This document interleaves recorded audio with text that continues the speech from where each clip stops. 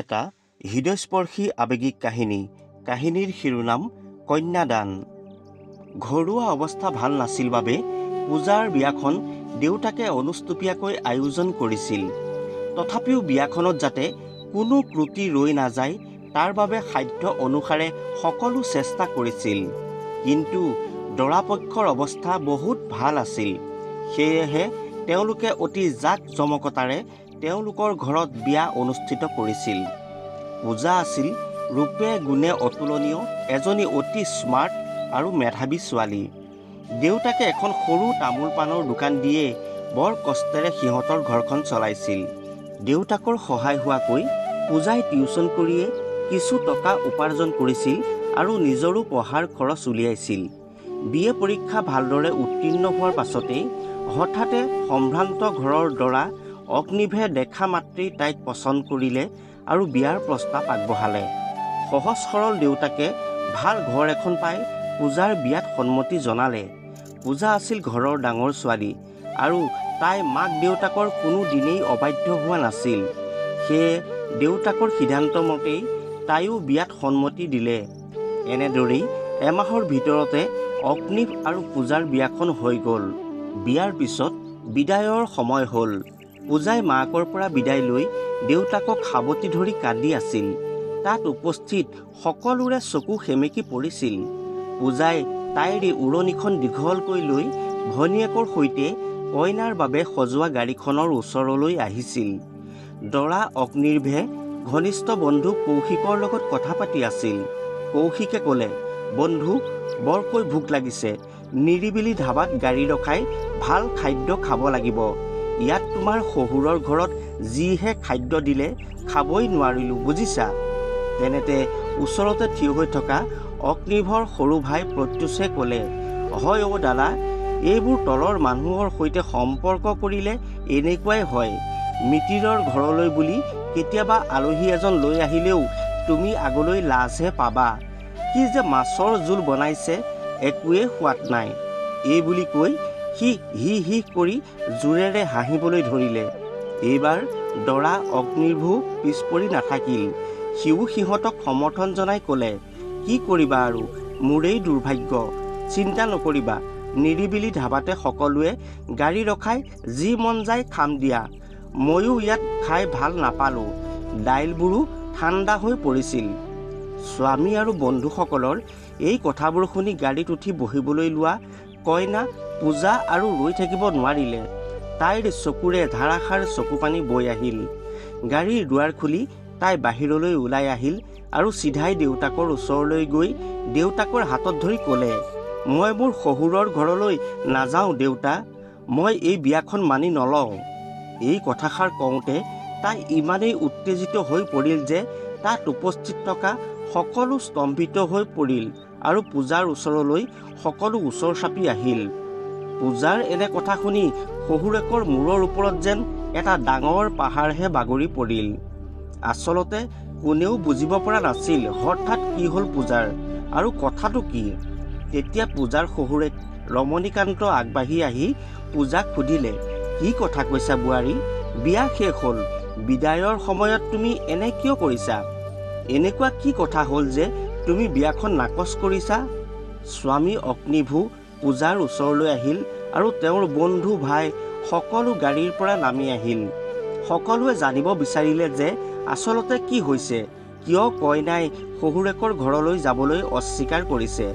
পূজাই দেউতাক দয়াৰামৰ হাতত ধৰি তেতিয়াও কান্দিয়ে আছিল। নিজকে সংযত কৰি পূজাই শহুৰেকক ক'লে, দেউতা, মোৰ মা দেউতাই আমাক শিক্ষা দি নিজৰ সপোন ত্যাগ কৰি আমাক সক্ষম কৰি তুলিছে। পিতৃৰ বাবে কন্যাৰ অৰ্থ কি আপুনি জানেনে? আপোনাৰ পুত্ৰই হয়তো জানিব নোৱাৰে, কাৰণ আপোনাৰ কোনো কন্যা সন্তান নাই। অলপ ৰৈ পূজাই পুনৰ কান্দি কান্দি শহুৰেকক ক'লে, জানেনে দেউতা, যোৱা এমাহ ধৰি মোৰ দেউতাই ৰাতি 2 বজালৈকে উজাগৰে থাকি মাৰ লগত মোৰ বিয়াৰ পৰিকল্পনা কৰিছিল আৰু অতিথিৰ আতিথ্যত যাতে কোনো অভাৱ নহয় তাৰ বাবে পৰিকল্পনা কৰিছিল। বিয়াৰ খাদ্যৰ বাবে কি ৰান্ধিব, কোন হ'ব ৰান্ধনি, কেনেকৈ বস্তু বাহানি গোটাব, এই সকলোবোৰ আলোচনা কৰিছিল। দেউতাইতো বাদেই, মায়েও বিয়া বুলি নিজৰ বাবে একো এটা বস্তু কিনা নাছিল যাতে মোৰ বিয়াত কোনো অভাৱ নহয়। মায়ে ধনীৰ বাবে কিনা আগৰ পুৰণি কাপোৰ পিন্ধিয়েই দিন পাৰ কৰিলে। 2 বছৰ পুৰণি দেউতাৰ 100 টকীয়া চাৰ্টটোত কমেও 20টামান ফুটা। মা দেউতাই আমাৰ বাবেই কোনো দিনেই ভালকৈ খোৱা নাছিল, ভালকৈ পিন্ধা নাছিল। মাত্ৰ এটাই ইচ্ছা আছিল যে মোৰ বিবাহত কোনো অভাৱ নাথাকে। আজি আপোনাৰ ল'ৰাহঁতে দাইলকণ ঠাণ্ডা পালে, মাছৰ জোলৰ সোৱাদ নাপালে আৰু তেওঁৰ বন্ধুসকলে খাদ্য খাবই নোৱাৰিলে। তেওঁলোকৰ উল্লাসিত হাঁহিটোৱে মোৰ দেউতাৰ হৃদয়ত আঘাত দিয়া নাইনে বাৰু? ইমান অপমান মই কেনেকৈ সহ্য কৰোঁ? কথাবোৰ কওঁতে পূজাই হাহাকাৰ কৰি উঠিল। পূজাৰ দেউতাকে দুখ মনেৰে ক'লে, তুমি এইবোৰ কি কথা কৈছা আইজনী? ইমান সৰু কথাতে এনেখন কৰিব নাপায় অ'। পূজাই দেউতাকক বাধা দি ক'লে, এইটো সৰু কথা নহয় দেউতা। মোৰ স্বামীয়ে মোৰ দেউতাক অসন্মান কৰিব আৰু মই কেনেকৈ সহ্য কৰিম? কি আপুনি ভাত, ৰুটি, মাছৰ জোল বনাইছিল নেকি? এই সকলোবোৰ ৰান্ধনীৰ কাম। আপুনি নিজৰ উদাৰতাৰে আৰু আপোনাৰ সামৰ্থ্যৰ বাহিৰত খৰচ কৰিছে। যদি কিবা বেয়া হৈছে সেয়া ৰান্ধনীৰ দোষ। তুমি তোমাৰ মৰমৰ ছোৱালীক হিয়া উজাৰি বিয়া দিছা।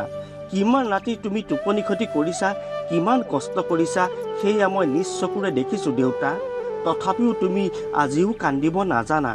আৰু মোৰ মায়ে আমাৰ সুখৰ বাবে কি কৰা নাই? নিজৰ সুখ দুখ পাহৰি কেৱল আমাৰ বাবেই গোটেই জীৱনটো পাৰ কৰিলে। নিজে নিপিন্ধি আমাক পিন্ধালে, নিজে নাখাই আমাক খোৱালে। কিন্তু যিসকলে নিজৰ পত্নী বা বোৱাৰীক নিবলৈ আহিছে তেওঁলোকে খাদ্যৰ দুখ বিচাৰি পাইছে। কিন্তু তেওঁলোকে বুজি পোৱা নাই যে তুমি মোৰ কোনো বস্তু এটাৰ অভাৱ নোহোৱাকৈ ক'ৰ পৰা কেনেকৈ কুটা গছ বুটলি আনি মোক বিয়া দিছা। আজি আৰম্ভণিতে এইয়া দেউতা, পাছত আৰু মোৰ কি হ'ব পাৰে সেয়া মই বুজি পাইছোঁ। জীয়েকৰ কথা শুনি দয়াৰাম শোকত ভাগি পৰিল। পূজাৰ মূৰত হাতখন ফুৰাই ক'লে, ইমান কথা নক'বা আইজনী। মই তোমাক লৈ সদায় গৌৰৱান্বিত যে তুমি মোৰ ছোৱালী। কিন্তু আইজনী, এই সময়ত তুমি এইবোৰ জেদ নধৰিবা। তেওঁলোকে তুমি ভবাৰ দৰে কথাবোৰ নিশ্চয় নাই ভবা। তুমি শান্ত হোৱা আইজনী। তেনেতে দৰা অগ্নিপ্ৰাভী শহুৰেক দয়াৰামৰ হাতত ধৰি ক'লে, মোক ক্ষমা কৰিব দেউতা, মই ভুল কৰিছোঁ। পূজা সঁচাকৈয়ে বহুত অনুভৱী আৰু জ্ঞানী ছোৱালী। শহুৰ দয়াৰামে জোঁৱায়েকক সাৱটি ধৰি ক'লে, মোৰ ছোৱালী বৰ জেদী কিন্তু বৰ মৰমীয়াল। তুমি মৰমেৰে তাইক বুজাবা আৰু দুয়ো সদায় মিলিজুলি থাকিবা। দেউতাকৰ বুজনিত পূজাই কইনা হৈ সুখী মনেৰে স্বামীৰ ঘৰলৈ গুচি গৈছিল আৰু এৰি গৈছিল চকুলোৰে তিতি থকা মাক আৰু দেউতাকৰ চকু দুটা। এৰি থৈ গৈছিল কালিলৈকে তাইক অনবৰতে বা বা কৈ চিঞৰি থকা মৰমৰ ভনীজনীক। দেউতাকৰ চোতালৰ চৰাইজনী উৰি গৈছিল বেলেগ ঠাইলৈ নিজৰ ঘৰখন সাজিবলৈ। প্ৰিয় শ্ৰোতা বন্ধু বান্ধৱীসকল, কন্যা হ'ল পিতৃ মাতৃৰ গৌৰৱ আৰু বহুমূলীয়া ধন। এই কন্যাদান ইমান সহজ কাৰ্য নহয়। তাতোতকৈ কঠিন কাম হ'ল কন্যাগৰাকীক আদৰ সাদৰেৰে গ্ৰহণ কৰাটো। সকলোৱে মনত ৰাখিব লাগে যে কন্যাদানৰ বেলিকা এজন পিতৃয়ে কিমান হেৰুৱাব পাৰে আৰু কিমান হেৰুৱাই নিজৰ ঘৰখন শুদা কৰি আনৰ চোতালখন সুগন্ধি কৰি তুলিবলৈ কন্যাদান কৰে।